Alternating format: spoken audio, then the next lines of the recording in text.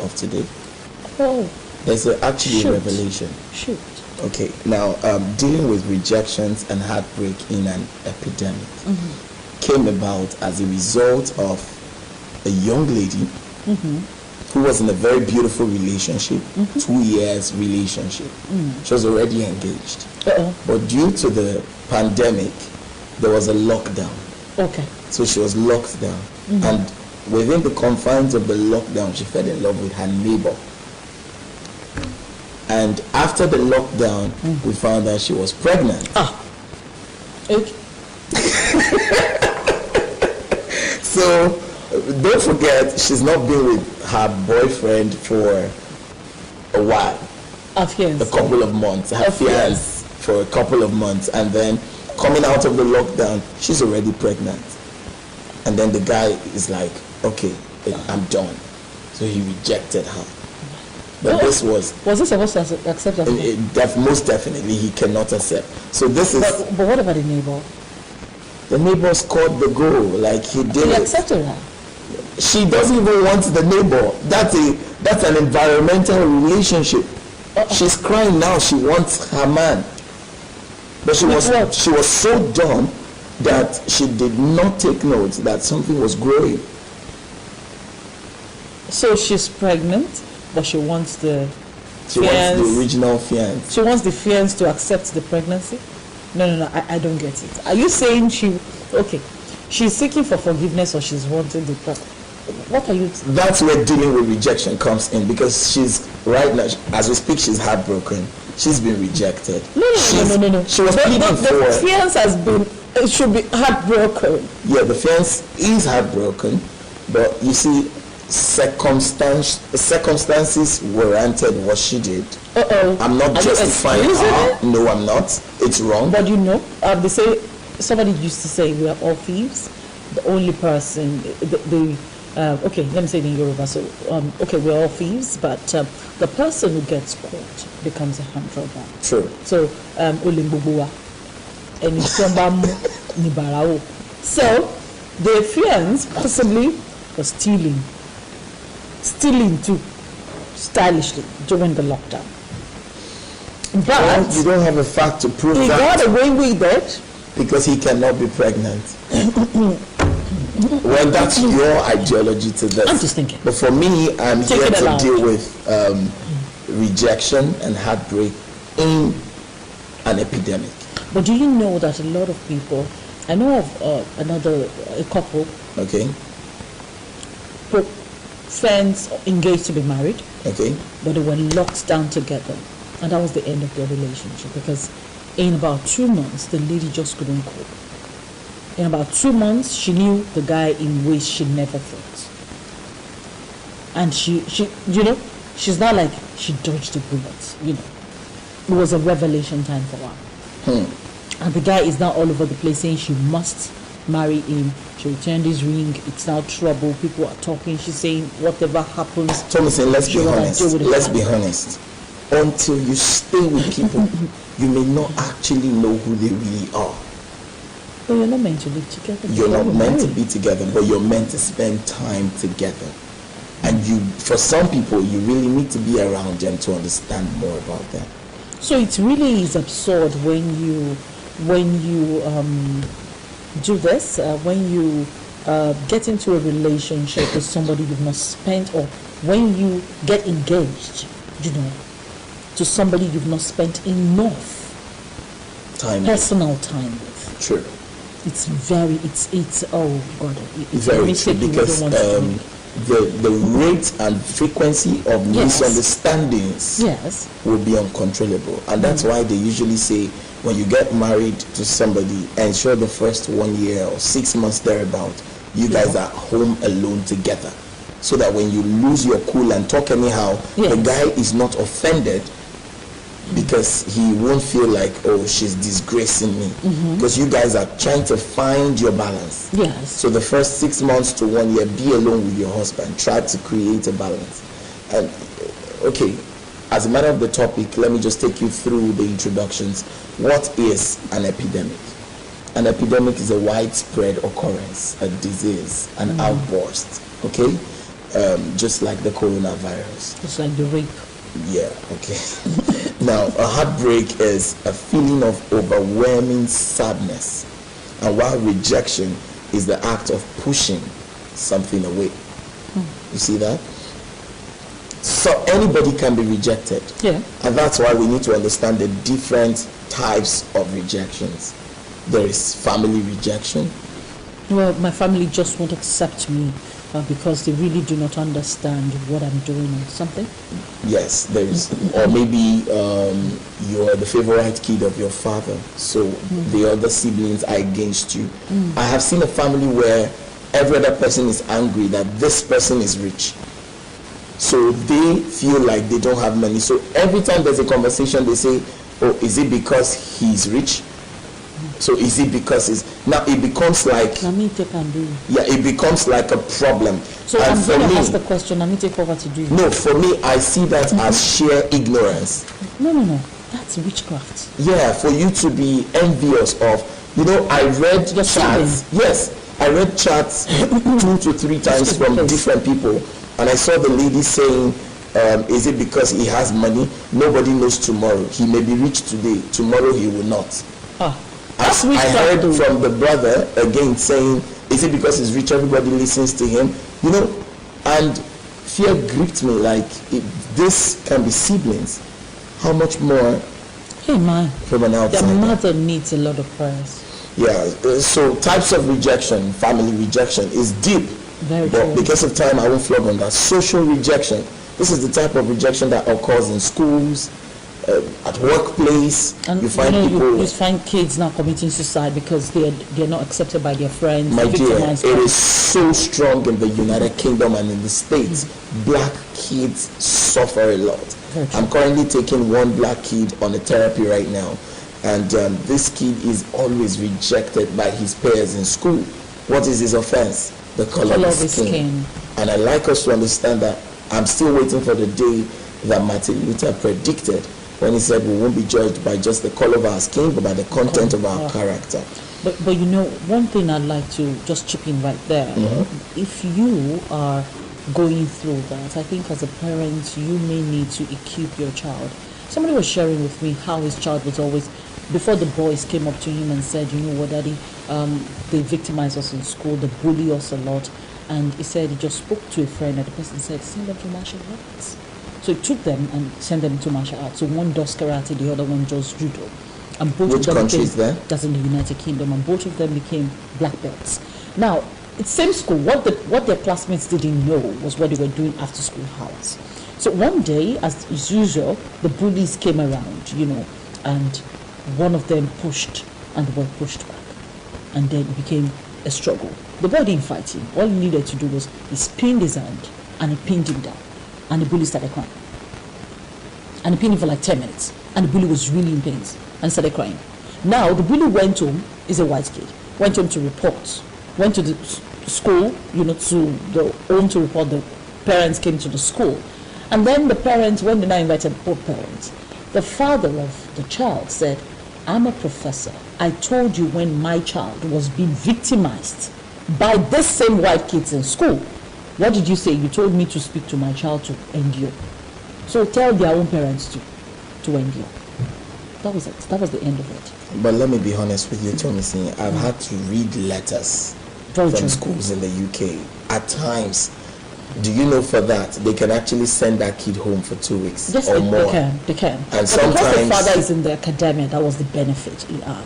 Okay. That was the only benefit he had. Now, what I'm just saying is, another child may not react like that, but most times, when people know that you can fight back, they avoid you. They avoid you. True. So equip your children with martial arts. It teaches them tolerance, it teaches them temperance, they're able to control their emotions and their energy, and then their friends and their so-called bullies recognize the fact that they can be pushed around. Please go ahead. Okay, number 3 is rejection in a relationship. I've spoken about family rejections, the social rejection, number 2. Number 3, rejection in a relationship. You see, you may be interested in somebody, and the person may not really want you, and then you feel rejected. And that's why rejection as a whole is my case study for today, and I'm talking to people I'm helping others to see how do you deal with this rejection or this heartbreak in the midst of the epidemic, so that you don't tend to the following things I'm about to say, because you see there is a psychological effect to rejection. Number one, trauma. Number two, suicide. You see, when a person gets to the point where you're rejected, you feel no one likes you. You feel nobody wants to have anything to do with you. And if you're not careful, number three, depression. You see, from the trauma, you having suicidal thoughts, and then you get into depression, and then pains. You start feeling uncontrollable pains without actually telling where the pain is coming from. It's as a result of the trauma. It's possible. And finally, stress and anxiety. And if care is not taken, if you just jump into another relationship, then you abuse that person. And all these 5 things I've talked about are effects of the rejection. So you really need to become and deal with rejection with your mind. So the question right now is, how do I deal with rejection? With the rejection. Someone has rejected me. What do I do? Number one, hide the person's number. This is no time to go about crying and begging the person. The person has called it off. Hide the person's number or delete it altogether? Let me tell you something. I would have said delete the person's number totally. But the reason I said hide the person's number is because in life we will always need people. And you never can tell where that may come in handy. But like what I do is, I tell people, you either hide the person's number or you change the name. Don't text. Or if the person has actually been very abusive to you, save the number as abusive, and then you put the person's name. Yes. So even in your hyper moments where you are excited and you feel like communicating, at the point where you want to text and you read the name abusive, maybe blessing or abusive tile, you just retrieve yourself and then you come back to your consciousness. You get what I'm talking about? Yes. So it's really important you put the number under check. You've been rejected. Just deal with it. Stay away from temptation, so you can recover. If the person comes back, it will help you to become better. But you running around, throwing yourself on the person, you can actually lose your life as a matter of depression, because between a psychologist once said between depression and sadness is a very thin line.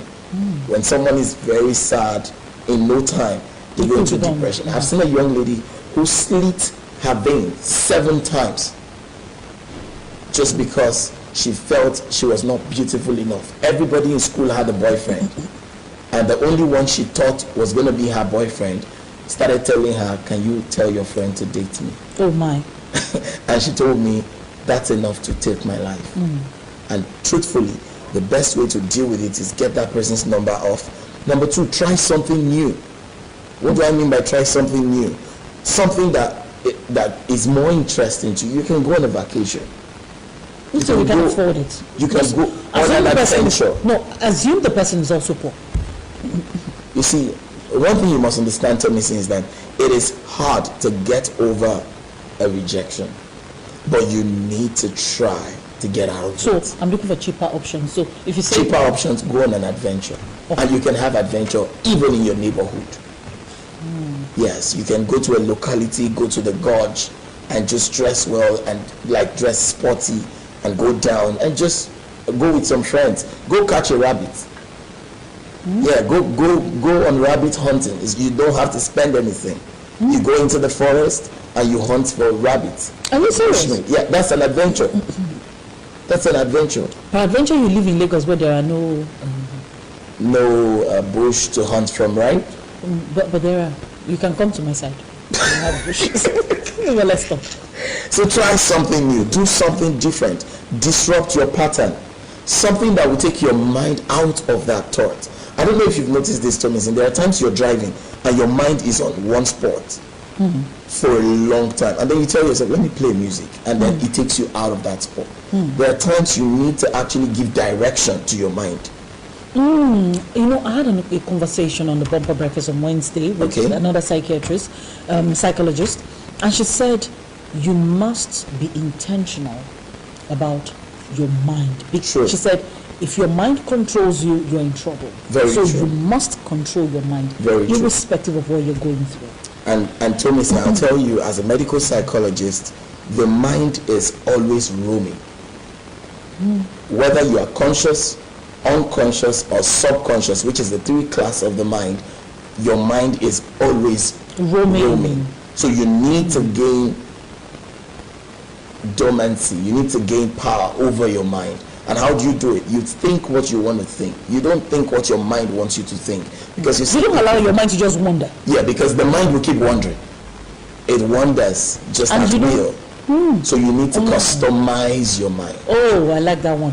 Customize your mind. Let's go on. Number 3, strengthen other relationships. You see, I usually tell people, boyfriend ends with an end, it will end. Girlfriend ends with an end, it will end. The only thing that will not end is family, because it ends with ILY. I love you. So strengthen the cords within your family. Yes, there are some family members who will be worse than your enemy. Very true. Okay, but identify the ones who love you and build solace around them. Strengthen other relationships. And if you have kids in your family, do you know, strengthen the relationship even with those children. True. Children help to bring joy, happiness, radiance to your life. True. And you see, let's be clear on this. There are some friends that stick better than brothers. In that dying times, they will be there for you. They will be there for you. They will be there to give you company, to give you solace, to support you, to give you counsel, to make recommendations, to make you happy. Because the most important thing is this: if depression becomes the order of the day in your life, then suicide becomes the end result someday. The things you actually think you can never do, you find yourself doing. I've seen people who tell me, I can never smoke. And then you find them smoking a whole pack. And you're like, what happened? Something changed. So you need to strengthen other relationships. Number 4, get out there. Just go out there. Change your strategy. You have been in this relationship, it didn't work out. Don't lock yourself up in the house, because one of the ways people destroy themselves is by isolating themselves. An isolated person in depression is a dead person in disguise. Can I say that again? An isolated person in depression is a dead person in disguise. That person is a corpse going somewhere to happen. So you need to understand this. Get out there. Don't stay locked up. Go to your friend's place. If there is a lockdown, stay in the balcony.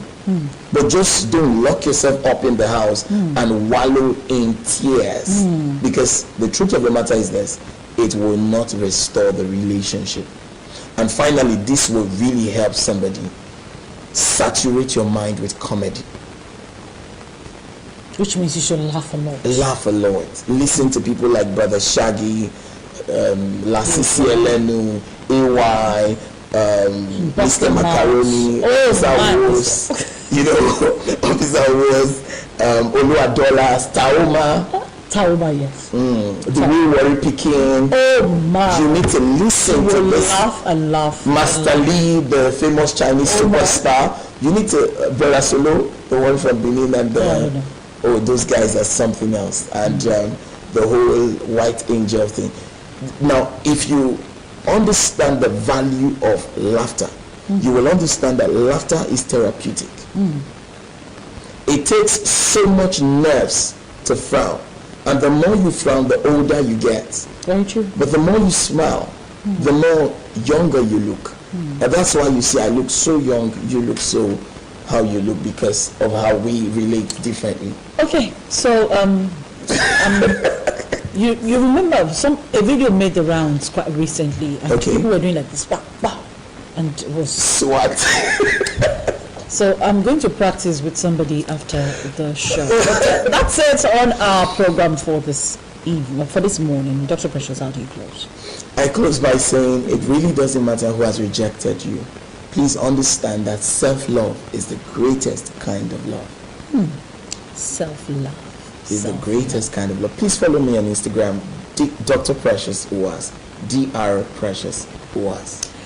And that's it. My name is Tomisi Ojo. I'm so glad I had loads and loads of fun today. Hope you did too. And I'm expecting your messages. Send me comments at Bumper Breakfast on Twitter. You can send me comments. You can check out my website and just drop your comments right there. So many of the things that we do are there on that particular site, so you can get to check. And don't forget, Bumper Breakfast is back at you Monday morning 8 a.m.